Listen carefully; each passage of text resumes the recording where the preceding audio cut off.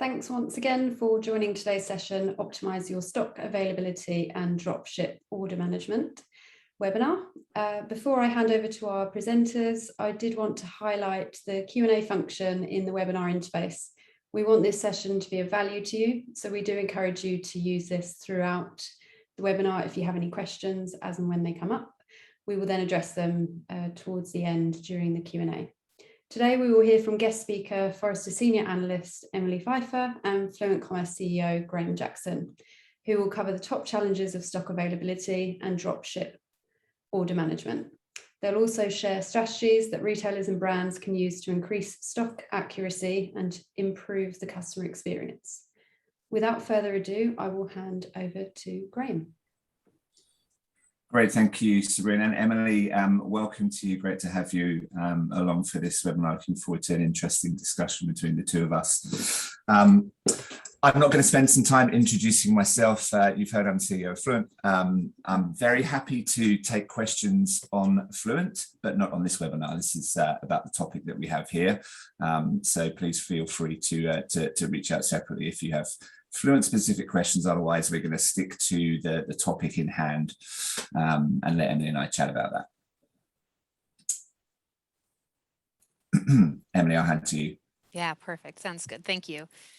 So I wanted to start with a little bit of kind of state of the market and just talk about where we are, where we've been. We know it's a weird time, but even now still, consumers are not past the weirdness of it.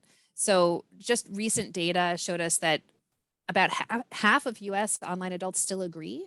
They wear a mask in public. They're still social distancing. They think everyone should wear a mask when they're in stores. They are, though, going back into stores, right? This is something that it turns out consumers really want to do. They want to shop. They want to go in person. They want to squeeze their avocados and choose their cuts of meat and browse. So, you know, it was kind of an interesting lesson altogether to see how quickly consumers wanted to return to stores, but they're still taking these precautions. They're not all the way back to normal yet. The other thing that's really come out of this is that consumers want lots and lots of fulfillment options. And this is a question that I get a lot from retailers. You know, we know that things changed, expectations changed, lots of different countries. There are places where, you know, curbside pickup was just not a common thing, and now it's extremely common. It's just kind of an expectation in many places. So a retailer will ask me, what's the one fulfillment option I just definitely have to have? What's the big silver bullet, the one thing that kind of make everyone more comfortable? And I'm so sorry, I don't have that one. There is no silver bullet. Really, the answer is they want lots of options.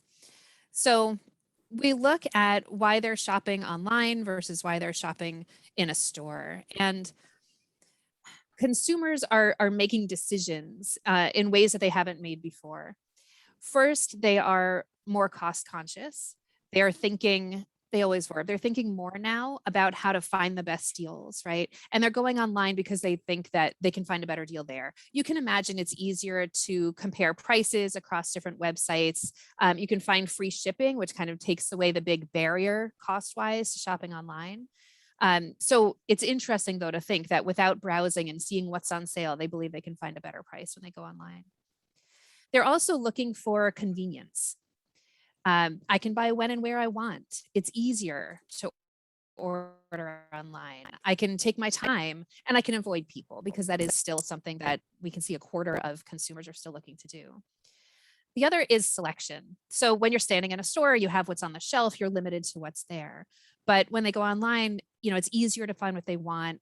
They can do more research about the products themselves. So the online shopping process just gives them more options that way. However, I saved the kind of number one reason. Oh, it looks like we're seeing something else here, Sabrina.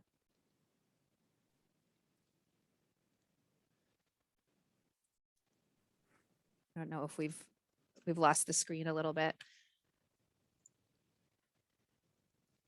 I'll keep talking while we figure it out. In the meantime, stock availability is really one of the biggest reasons why consumers are shopping online.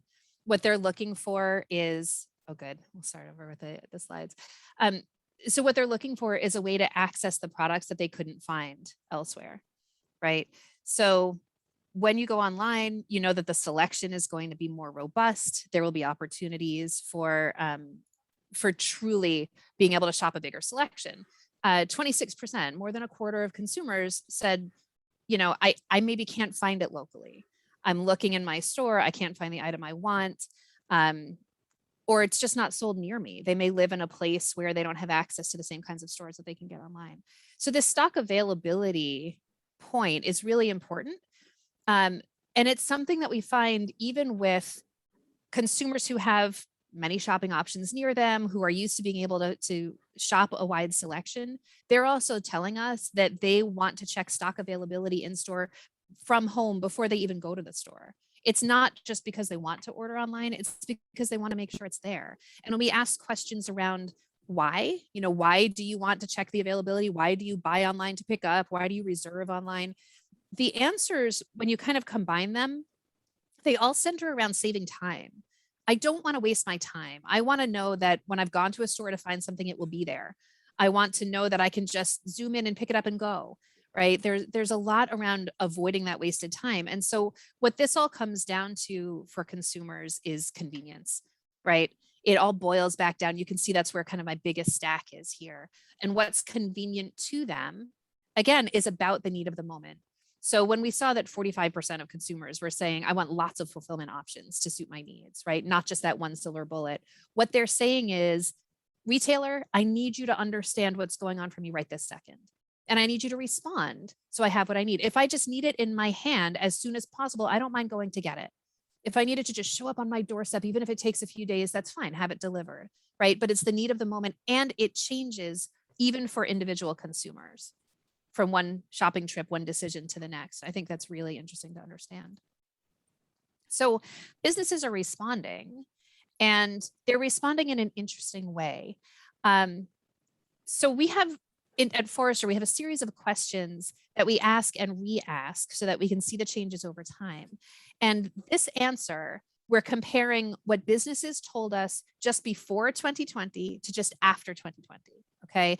These are the areas where they're increasing as a higher critical priority, the things that they're focusing on. They are improving the ability to innovate, accelerating the response to business and market changes, accelerating our shift to digital business. So when you hear these things, what kind of gels for you, I think, is that it's all about speed and flexibility, right? We need to innovate. We have to accelerate our response. We have to accelerate our shift. We have to be ready for the changes that are coming.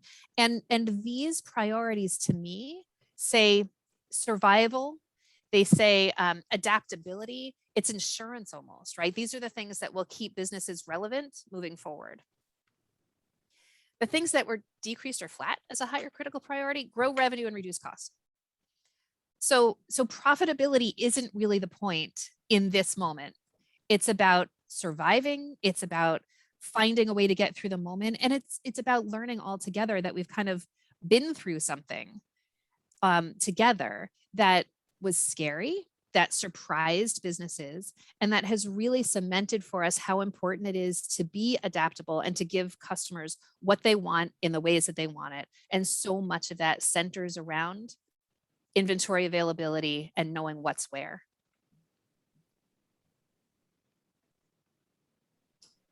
Thanks, Emily.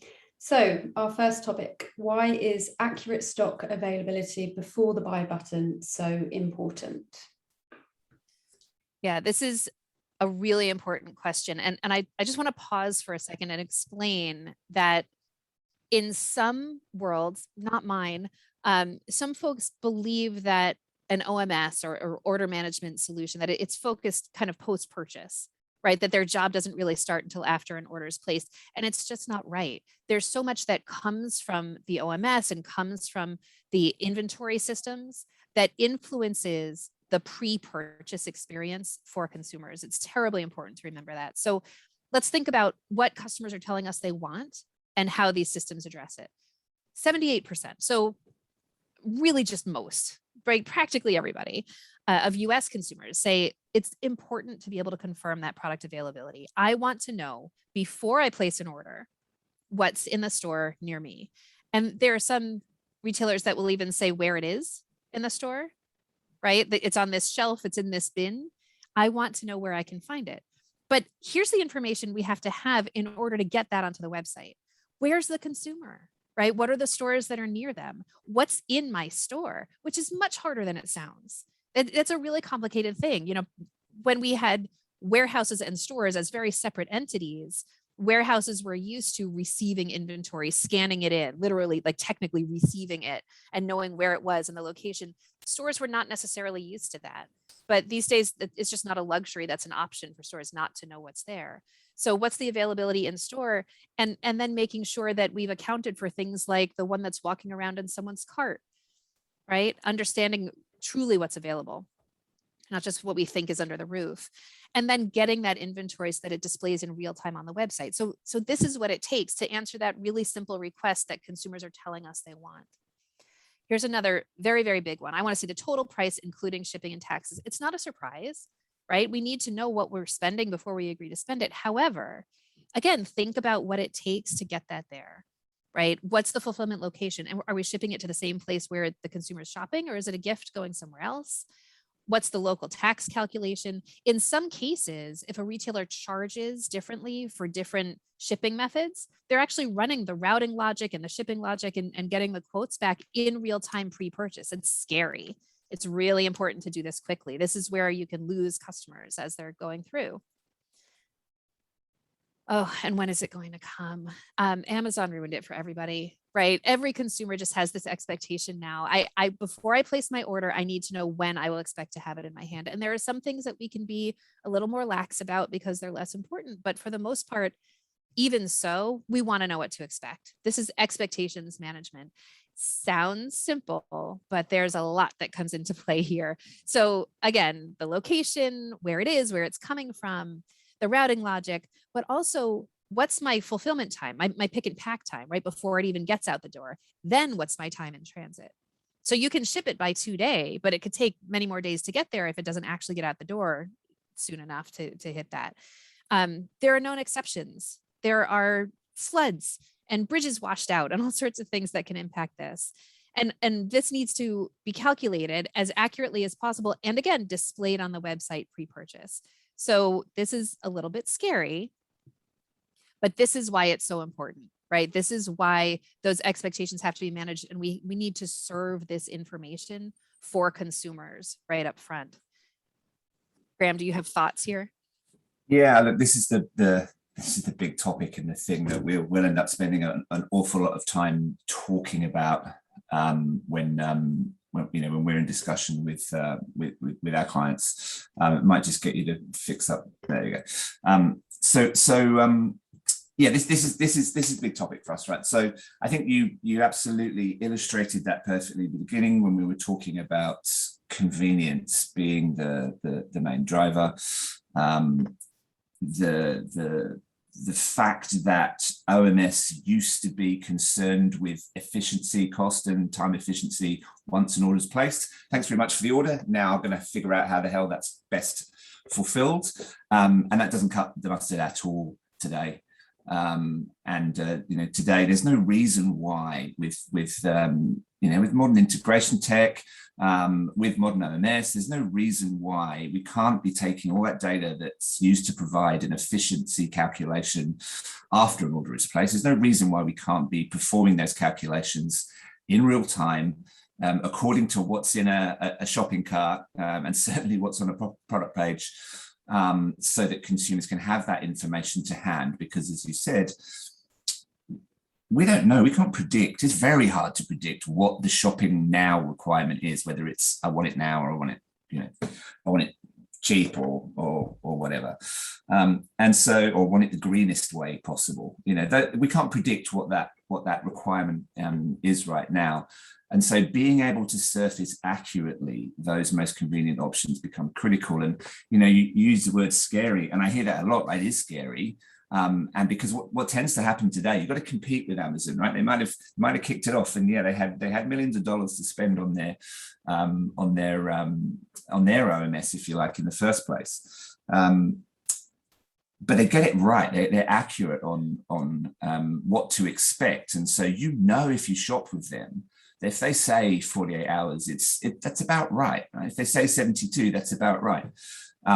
What they can't do in the way that a omnichannel retailer can do, what they can't do is offer the convenient options that multiple locations very close to you can do. And yes, Whole Foods has helped them with that, but they can't do that. And our problem for many retailers is that we've had to resort to lowest common denominator offerings, right? That says, I'm scared about something walking around the store and therefore not being part of my inventory.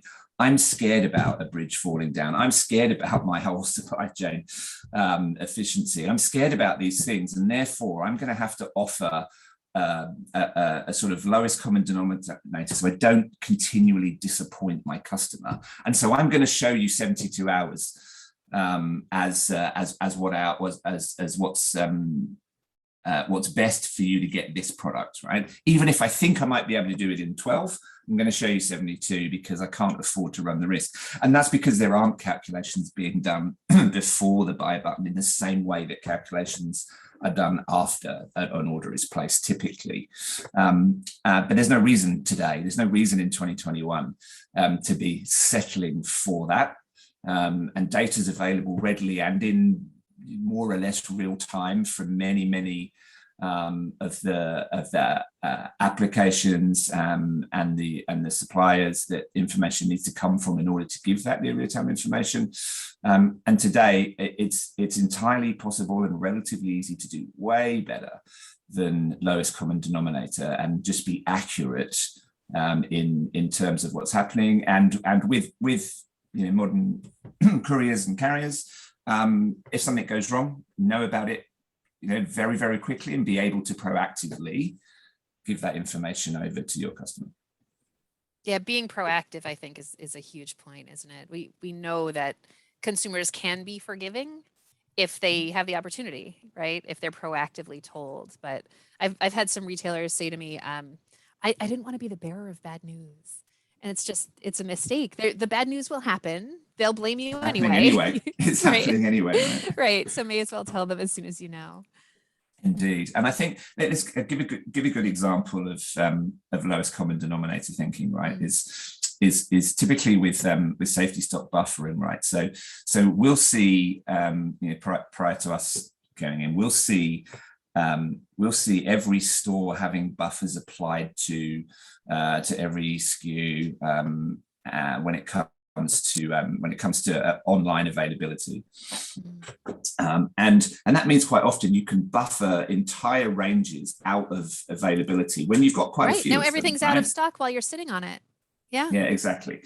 And just doing simple things like being able to group locations together that are in close proximity to one another, and saying, hey, well, I've got 5 stores in the downtown Washington location. So why don't I, if I'm going to need to have safety stock, why don't I do that at that sort of network, that group level, rather than an individual store? Because I'm not going to have one in a basket walking around in every single store right now. I'm not going to suddenly have a run in every store at the same time of that particular SKU, unless it's a brand new pair of Nike trainers that's just come out at lunchtime today, right? It's not going to happen. So if I need to buffer, I can do that at a group level, and be confident that if I don't have it in one store within a few miles, I've got it in another, and so can make things available in that way. For that visibility across all those locations, absolutely. Sort of maximizing what you have available, which I think is a great segue into our next question. So what are the top challenges of stock availability, and how can you overcome them? Yeah, good. So I'll start with that question. So look, as I said a minute ago that there's no excuse today from a tech point of view. However, that's today, right? If we all were to purchase systems today and we didn't have any legacy systems, then there'll be no excuse. However, the real world doesn't work like that, right? We've got lots of systems in the back end of varying ages. We've typically got lots of systems of record that can't keep up the pace, and they're not designed to, right? They're not designed for real time. And then, many integrations required. So lots of folks will just integrate everything into the ERP, and that doesn't scale. And as a result, we find when we go looking at an operation that the concept of an inventory feed are way below optimal. Right? So, and an inventory feed that's spat out of one of those kind of systems is certainly not OMS ready. It tends to still contain lots of zero inventory positions. And by the way, if you send a zero inventory position to an order management system to calculate availability, it's going to calculate that there's zero and charge you for that. So don't do that. And similarly, if you send inventory as part of your inventory feed, you haven't been able to remove deltas. So you're telling us exactly what we knew yesterday and the day before and the day before that in many examples. Then again, you're reprocessing. So from a performance point of view, it's pointless and wasteful. And from a cost point of view, it's pointless and wasteful. But typically, we'll see inventory feeds coming out of those systems that are not delta based, that do contain zero positions, and therefore way suboptimal compared to what we ought to be working off. So that's a start there, and we can go. If you don't mind, I did see a horror story in another life at one time when inventory was being updated so frequently and they didn't do exactly what you just described. So it was the entire feed being processed each time.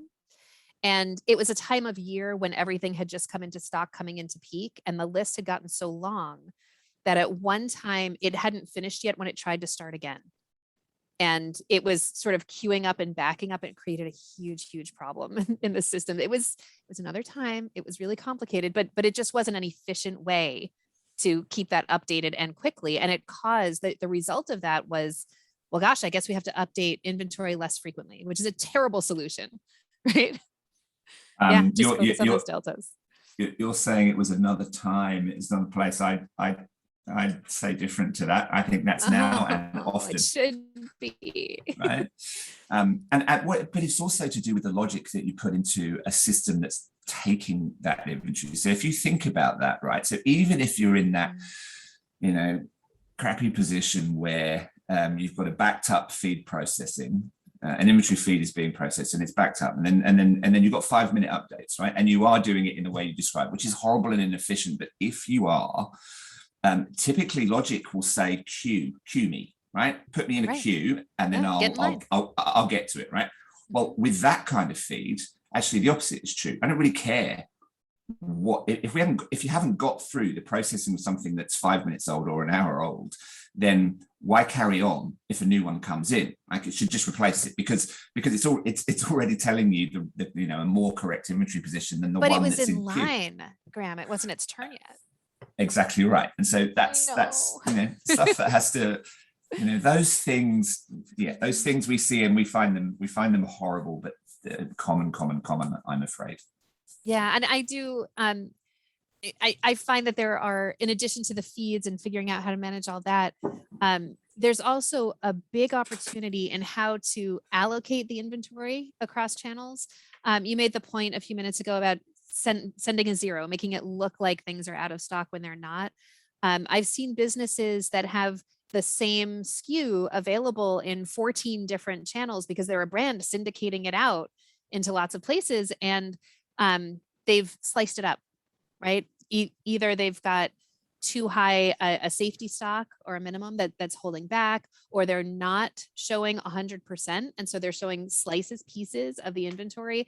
And as those numbers dwindle and get down to the safety stock numbers, it shows as out of stock. And companies were sitting on piles of inventory that they had set up and invested in selling into all these channels, and literally were selling nothing. It was showing as out of stock. It was losing its rank, right? Because there was nothing available to sell for them. And it's just devastating. And no retailer wants that either. Like you don't want to be the one on the front end showing zero.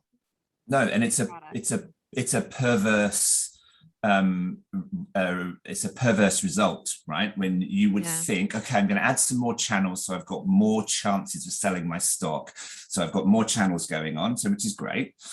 However, if you're applying that safety stock buffering rule, that dumb one, to each of those channels, yes, all you'll do. So you've got a certain amount of inventory, right? If you're splitting them between more channels, then it's less per channel if you're allocating that way, and therefore you could very easily find yourself having buffered yourself out of availability, and therefore by adding channels sell less, right? You get that perverse scenario occurring, and again, we don't necessarily need to, from a channel allocation point of view, you don't need to corner off in bits of inventory, pools of inventory for a particular channel. Some you might want to, there's valid reasons for doing that in some cases, but certainly not with all, and certainly not if you're getting real-time data exchange. That's what I was waiting for. To, as long as you're keeping it, yes.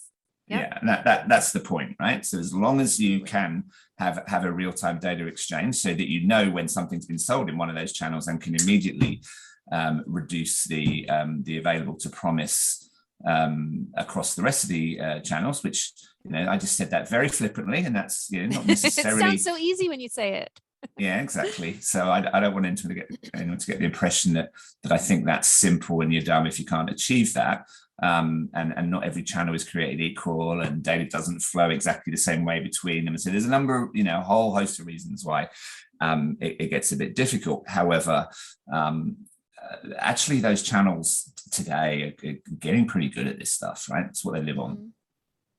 Yeah, I think so. And it's really nice to see. The other bit, as the retailer who may have a number of dropship suppliers, is to make sure that we're watching for out of stock items on that end, right? If you're the one who's having items supplied by someone else, it's terribly important to make sure, as you're merchandising them along with the other bits on your digital shelf and investing in them, right? Giving them real estate on the website, that you're monitoring and making sure that they're showing up as in stock as well.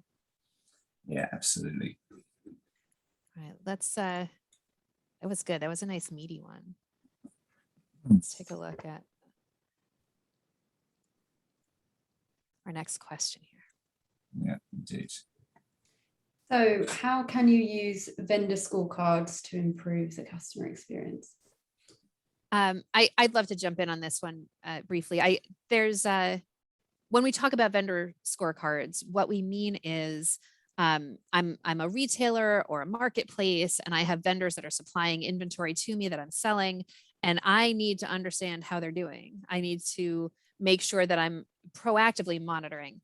And this should not be a manual process. This should not be a person who has to go in and look and see exactly what's going on. But before we get into the nitty gritty of it, I just wanted to get a little bit philosophical about this, right? So as a retailer, you're also a brand, right? A marketplace, a retailer, anyone who's selling direct to consumer, you've got a name you want to protect. You have an experience that consumers expect on the website. And we know that the same consumers expect a different experience on different websites, right? They have a different relationship with that retailer. And there's something different they expect from the type of product, the quality, how it's presented, the discounting. Can I stack my coupons? Do I just expect to pay, the sticker price because it's that kind of website? And when there are dropship suppliers, when there's a vendor who's sending the product to your customer, I'm going to use the scary word again. It's a huge chunk of the customer experience that you're just handing off to someone else, right? So making sure that we know exactly what's going on, what the experience is that the customer is having, and making sure that we can intervene early in the process if there is an issue, that's everything. So this is about monitoring. And it's about communication, both with your customer who needs to know what to expect from their product, but also with partners. They want to do a good job, right? This is a relationship between partners, and everyone wants to do right by each other. But sometimes it's hard to know what's going on. I'll give you one little kind of tip that I learned as someone who's been through this personally. Warehouses in different locations take holidays at different times. and understanding the holiday schedule for each fulfillment warehouse so that we can work that into our SLAs, our service level agreements for what we've promised in terms of how quickly orders will get out the door. That's one of those little things that is an easy gotcha if you don't know to think about it, right? Yeah, absolutely. I think, look, to expand that, I think there's no reason why, in terms of managing a vendor or holding them to SLAs, right? You do that in the same way that you would any other location that you happen to have, whether that's a store or a full warehouse or a mini DC or a dark store, whatever it might be. You hold accountable to an SLA in the same way that you do other locations. And to your first point, Emily, programmatically, not by a person going and checking in and seeing, hey, let me just check and see how this particular vendor A is doing on its promise to us that it made when we were trying to do the deal in the first place, right? Programmatic part of actually what an OMS should be doing. You can choose how you want to deal with that information, but gathering it and reporting on it or running alerts against it, which I think become very important when things aren't going wrong, when there's not a happy path, become very important. Those alerts are everything, right? Something that literally pops up and just says, hey, there's a problem, or there will be a problem. It's even better, right? Yeah. Yeah, problem is definitely happening. You should do something about it. To the point we made a few minutes ago, early communication is key to at least maintaining customer experience. And actually, there's a great chance of enhancing it, even with poor, with not good news. I'm really sorry, but your package is delayed. There's a chance of enhancing the customer experience, even in that scenario, because early on you said, hey, really sorry, customer service are involved, the ticket's created automatically because you've got one of those alerts go off, and customer service is able to contact the customer early and say, hey, we're going to have a little problem here, there's a bridge out. How would you like us to handle that? Are you okay if it's a day later than we said it would be? Would you like something else? Whatever it might be, right? So getting involved early is a way to enhance that customer experience. And by the way, I smile every time, which is a lot these days, I get to say customer experience in relation to what is traditionally a supply chain technology, right? Mm-hmm. So customer experience has been the realm of other folks, and all everyone talks about at conferences and all everyone spends their money on. And it's delighted me for a couple of years now that OMS has become the centerpiece of customer experience, because it's about convenience, which ultimately, if you want an example of how important convenience over everything else is, shiny buttons and so on, you just have to look at Amazon.com, right? And you see the importance of convenience over everything else. 100%. Yeah, I'm the same kind of nerd as you, I think, and I have the same glee in that fact. We talk about in commerce technology, we talk about the front end as the experience, right?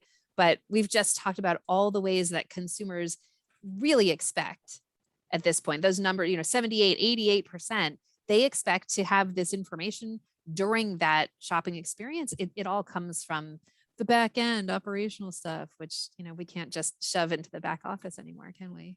No, convenience is king, and the biggest way to affect that is what we're talking about. Absolutely. Okay, so we've got some really good stuff to dig into on our next question. I'm excited to talk through this one. How do I choose the right dropship vendors, and what are best practices for dropship vendor relationship management?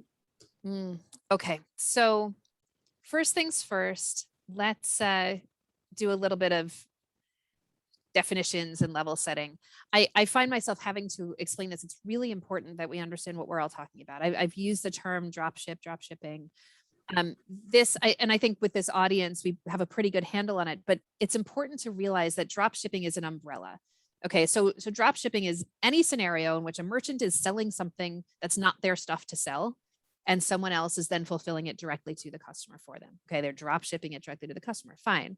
But so marketplace selling on Amazon, also drop shipping, right? So marketplace is actually under dropship. this is just a practice more than anything else. So I just want to make sure we're kind of all on the same page and that we understand what we're talking about in context. But there are a lot of decisions to make as a retailer.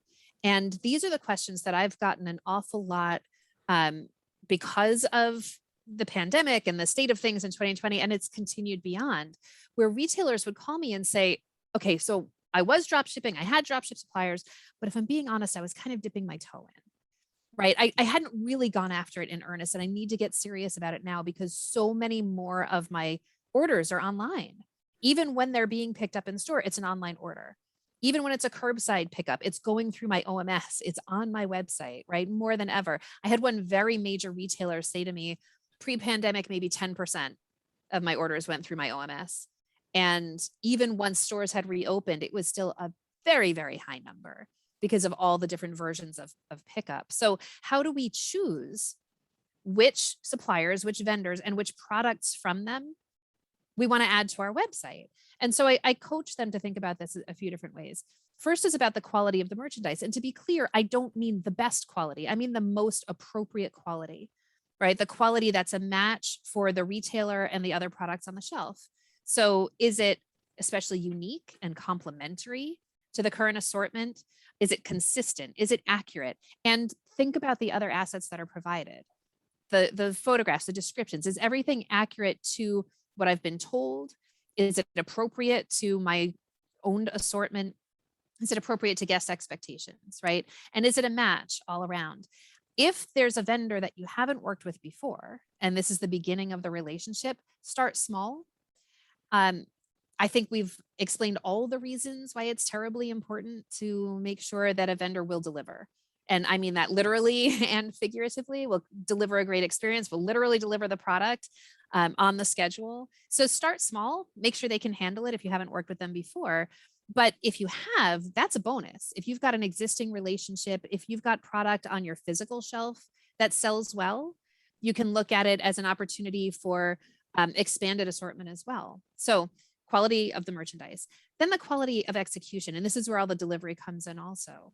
Making sure that the way they deliver the descriptions to you are current and updated and accurate. Have they invested in the media and the digital assets that they provide? And looking at that level of investment is really meaningful, right? If it seems a little bit like it's an afterthought as you review the materials from them, which you should do before you agree to move forward, that's maybe a little bit of a red flag. So how are they updating their inventory? Graham's got great advice for them if they're a little confused about it. But making sure that you understand how you'll get the feed, how frequently, whether it's just the deltas, and how you're updating your website with it. And then really just delivering impeccably, right? Their execution all the way through. It has to be impeccable. And what happens when something goes wrong? So if you're asking them to handle customer service, many retailers don't, but if you're asking them to be in touch with the customer, please call that number and pretend to be a customer and see what kind of experience you have. I don't know why folks don't do that. It's great to just see how it goes, right? So really understand exactly what's going on, and consider putting some protections in place for yourself. You can have, for instance, allowances and charges for returns processing. So you might just hold back a certain percentage of what you would pay your vendors just to cover things like if they miss ship, if things come broken, if things come late and you have to make appeasements with your customers. So those are points of selection when you're figuring out who to work with. But that's on the vendor side. Who are they? Let's talk more about the product itself that you're bringing in. And it's a very large discussion. I'm just going to touch on it here. I won't go word by word, but this is the way I want you to think about it, because you're making a merchandising decision now, right? We're increasing our selection, we're building out our assortment, and we're making those decisions really thoughtfully. So from a content management perspective, are we using the brand from the vendor? Is it a well-known brand? Does it add value? Do we have our own store brands that we might want to replace it with? You can test that also. Are we updating, editing the descriptions that come from them? It's great if they're really good, robust, detailed, accurate, but will it look like it matches the formatting, the voice, and the style on our website? Right? Think about your own photography requirements. Think about everything that will make it feel like it's a part of your merchandising on your website rather than something that's been kind of appended to it, because consumers will feel that. They'll understand when it's rocky like that. Figure out your approval process, whether you need to worry about your brand or their brand in terms of how they're presented and not breaking agreements there.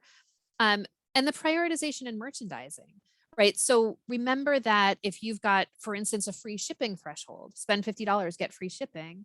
If they buy only product from a variety of drop shipping vendors, are you responsible for the shipping? And are you now in trouble, right? So thinking about inclusion and exclusion and how you merchandise things together is paramount. And then just which products to bring in specifically. So if there's something that does really well on shelf, but it's not worth bringing in every possible variant, this is a great place, right? The expanded assortment from known vendors is a really smart way to start. It's a great place to test as well. This is a really good opportunity to understand whether something sits comfortably side by side with owned inventory and regular products that you bring in. Look at the size of the assortment. It's maybe best not to take a whole catalog from a vendor, especially right up front. And consider how frequently they update it for you. How often do they offer you new product, and how often do you want it? You may not want to consider it more often than seasonally, for instance. So figure out what you're looking for and where you're a match with each vendor. And then I wanted to make sure just to mention the marketing costs of bringing all this in. It's worth it to feature the products you have on your website. It's worth it to create a valuable and interesting shopping experience. And that probably means investing in product you don't own. So think about how you're using that product, how you're leveraging it. Talk to your vendors about how they can be great partners to you and provide more assets that you can use in that way. But really think about making it your own and bringing it into the experience, the front end experience of shopping, including marketing, right? All the way through. Absolutely. And Emily, I make a point to not talk about stuff that I don't have enough first-hand experience in, so I don't tend to get involved in a merchandising conversation too much, and I very much defer to you on that.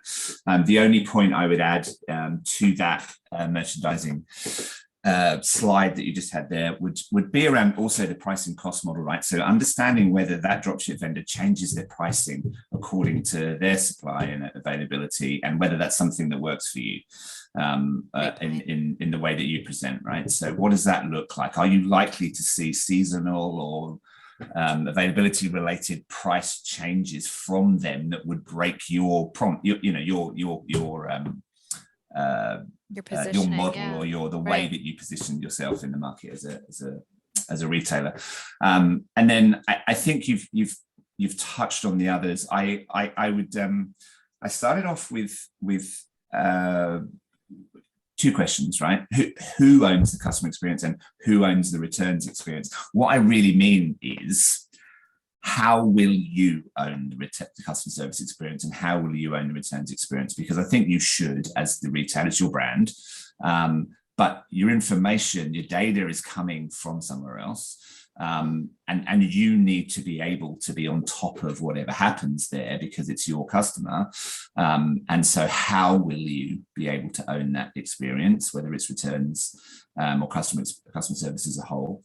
And a lot of that comes to actually what data is available from this particular vendor, in what format.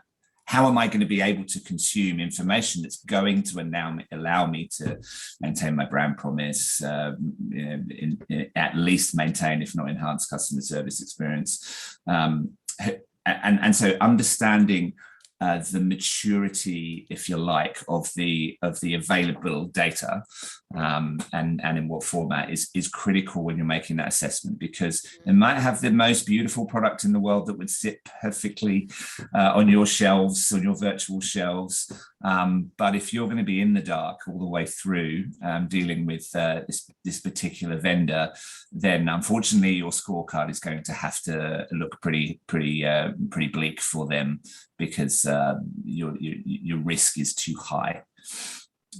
So those are the things I would add. And I think lastly on that one, just make sure you think about financial reconciliation when it comes to dropship vendors, and if you're offering, as is becoming more and more prevalent, a buy now pay later service, such as a Klarna or a firm or something, if you're doing that, then just mental check. I need to factor that into how I reconcile financially with those dropship vendors and how that's handled in the backend systems. You need to think about that, because it starts to make things a little complex. Great point. Yeah. So I think we've had some questions coming in as we've been chatting away. We certainly have. Yeah, fair few. So I'll start off with one of the first ones that we have from Sandeep. How far is selection playing a factor in case of grocery? Selection. Well, I'll answer it a couple of ways, but feel free, Sandeep, to update us if I'm not answering in the way that you intended. So I'll assume that we mean online selection, right? For grocery websites. Range, you mean there? Yeah. Like how big the selection is? Yeah.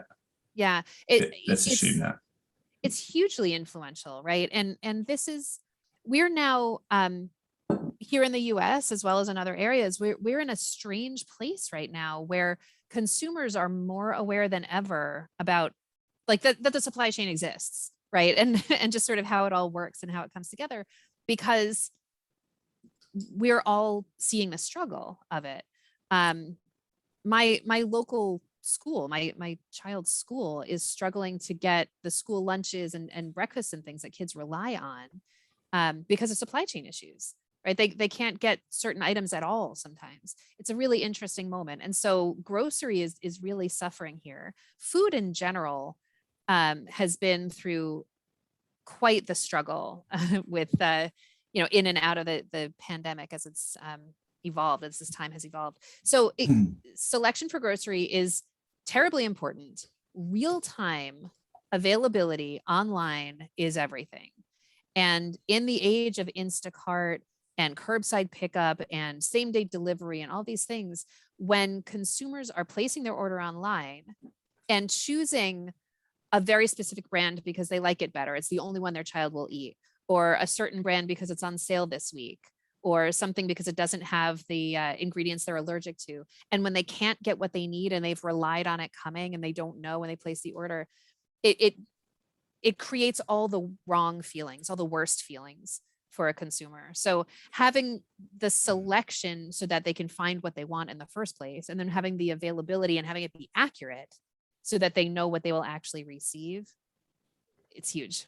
It should be huge. Yeah, and look, we're all consumers, so I think we can relate quite well to these decisions, right? We generally pick a retailer in the first place on the basis of range and price, right? So, and we always say this when we're discussing many topics. We start with assuming that you have good range and competitive pricing. I say that quite a lot. Then what's the next thing? But that can be a leap sometimes, assuming that you have good range and pricing. But let's go there, right? Assuming that you have decent range and you have good pricing, you kill an experience by not having availability either at all or correct. And that starts at search. That starts at my Google search, right? Because if I'm looking for something and you come up as a search result, and I click on you, and then your brand says, oh, I don't have that in stock. That's out of stock at the moment. The opportunity to bring me in, as I didn't know you before I did a search for that thing, and you just wasted my time. It comes back to the very beginning of convenience and time. Wasted time. That's right. I'm doing this because I'm trying to save time. I don't want to go walking around, all the stores in the mall or in the town to find the thing. I want to do that beforehand. And if I'm wasting time online just as much, like I'm clicking through a link, getting in there and seeing your advert on the storefront saying, PlayStation 5's available now. And I go in and you sold them out available now months ago, right? Yeah. And you wasted my time. And so it starts at search. It's not just on site, that availability is critical. And from a customer experience point of view, no need to send out a fishing line and bring me in when I've searched for a thing. I'm not going to browse the rest of the site. I'm just going to be pissy with you for bringing me in on false pretenses and go And somewhere rightfully. else. Yeah. Absolutely. Good question. Another one here. Indeed, some companies are today scared that this stock is a reason to disappoint customers. On the other hand, some companies do use this one item left option as a marketing leverage to push customers to buy. Part of this transparency is a mindset, correct? Yeah, we call that urgency, right? Creating a feeling of urgency by saying, hurry up, shop now, going fast, only a few left. It does work in certain environments at certain times. It also can just create anxiety and can lead consumers to wonder whether it will actually be there when it's time to fulfill their order. So it can scare them off as well. I think in environments where it works well are with collectibles, with big drops of big name things that people have been waiting for, that are rare and unique. And with flash sales and things like that, where folks understand it's for a limited amount of time, a limited amount of stock, and it's going to go. And when it goes, it's gone. Accurate inventory, great. Fudging how low it is to create the sense of urgency, I think eventually becomes an opportunity to erode trust. And it comes out, when there's only one left for a really long time, I feel like it sort of comes out. So from a marketing perspective, my position is feel free to say, going fast, hurry up, it sold out last time, get yours now. Fine, that's marketing language. But when it comes to serving inventory, aside from protecting safety stock, focusing what's available as it dwindles on the channels that are moving it the best, right? So you might actually remove it from some channels to focus the remaining inventory and others. That's legitimate. But I would caution away from, except for extreme circumstances, from kind of fudging it for the marketing angle. What do you think, Graham? Yeah, interesting one, right? Because I'm a sucker for that if I'm buying stuff myself. Yeah. Right. So if you tell me it's, now. yeah, and then I probably will, right? So I can't have a pop at anyone for using that as a weapon in your arsenal, right? Just remember that, if you apply that weapon to everything everywhere, then you become non-credible, right? So I will believe you if, on a category page, I can see a good balance of selling out fast and plenty in stock. I might believe you on the item that you're trying to push, or that actually is low in stock. I'm not going to know either way. So I don't mind it as a weapon. Just don't use it for everything all the time. Exactly. Yeah. Exactly. Okay, I can get on board with that. Yeah. I want to hear from Alison. Can you share any best practices around when to trigger alerts if an SLA is in danger of being missed? Should they go directly to the vendor, or do they go to internal folk? As soon as possible, everyone. We finally agree on this, Emily and I. All the time. And ideally, much sooner than it's now imminent, everyone freak out, right? So ideally, a system is monitoring all the time and understands that we're approaching an SLA, we're at risk of breaching the SLA. And that's a time, ideally to notify everyone, because internal folks at a retailer might want to be aware so that they can, as a human, manually reach out and communicate. But if you're proactively alerting the vendor as well, you're skipping a step, right? You're getting it into the hands of the right folks as soon as possible. Yes, all the time, as early as possible, all the people. Yeah, indeed. And look, you've got to be careful when you use this, I guess. But if we think about dropship vendors as just another location, just another pool of inventory, just another mob that's able to fulfill an order, it's difficult if that dropship vendor is the only one supplying that item, in the same way that if there's only one store that has an item in stock that it can fulfill with, this doesn't work. But you are able to, in the setting of SLAs, programmatically favor a location over another if they're constantly hitting their SLAs and a nut, or more if one is typically failing its SLAs. Those SLAs might seem a bit small, but for example, Emily, you mentioned right early on that when you're calculating likely time to fulfill an order, you've got to factor in how long it's going to take me to actually pick this and pack it and dispatch it. What does that look like, right? And you should have an SLA around that for everybody, right? And if you will find, retailers will know this, you will find that some stores will pick, pack, and get things ready for pickup, at least if they're fulfilling from the store, within 20 minutes, and some will take 2 hours. And you may choose to use your system like an OMS to both report on that, and I would encourage it to be report to start with, but report on that, and then maybe use that in your allocation decision programmatically that will favor a store or a location that is always ahead of its SLA versus one that's typically behind. Right now, you don't go using that kind of heavy-handed approach first, and you work with, but you can make this.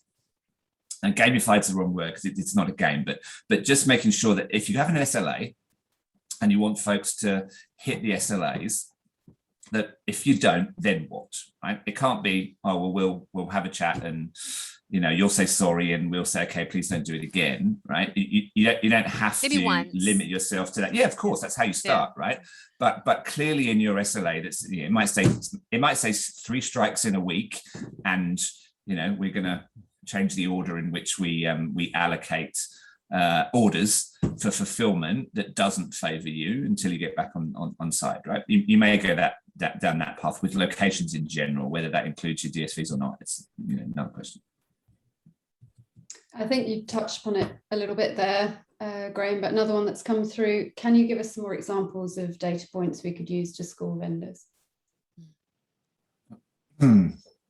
Examples of data points to score vendors. In the scoring, what's hard here is that you're going to want to get a reference before you use anyone, whether they're a dropship vendor or they're a software vendor or whatever they may be.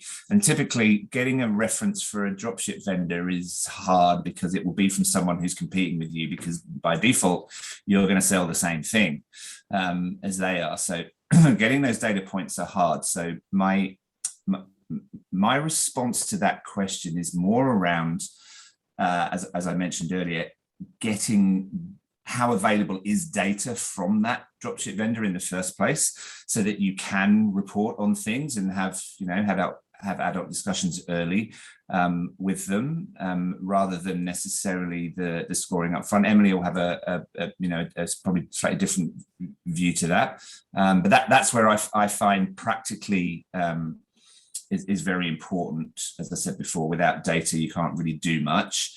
And you'll tend to get most favorable data before you make a selection on a dropship vendor. And then it's about actually what happens rather than what they said they do. What do they actually do? And so I'll always focus on that as a technologist. And Emily, as a merchandiser, you might think slightly differently. I'm not sure.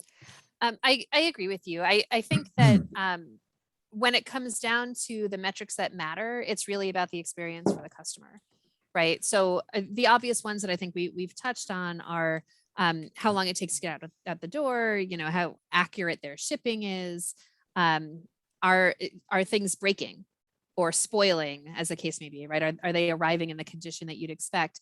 And so tracking what comes back, returns, even things like that, when you're able to track these things, and maybe, by the way, even things like views or clicks as they update photography and other assets. I have seen some websites that say, hey, we saw another vendor that started shooting their product a different way and they're getting more views. So being able to benchmark against each other is really valuable. So understanding the metrics that matter in terms of delivering on the goals, right? Is it the clicks? Is it the views? Is it the sales? Is it just getting it into the hands faster? Or is it just as promised? Like, it doesn't have to be super fast. It just has to be what you promised it would be. Benchmarking, showing change over time, and showing comparison to competitors, because everyone wants to win. So you're right, like not quite gamifying, but just giving them a benchmark to kind of go up against, to want to do better than, I think is really effective too. Thanks, guys. With that, we have come to the end of today's webinar. We're slightly over time, so we appreciate you keeping on with us. I do want to thank you, Emily, and I want to thank you, Graham, as well, both of you, for presenting. This session has been recorded and we will make it available to everybody as on demand afterwards if you wish to catch up on it or even share with a colleague. For any questions we weren't able to get to live, we'll be sure to follow up with you in person. Thank you all and goodbye. Thanks. Thanks, everybody.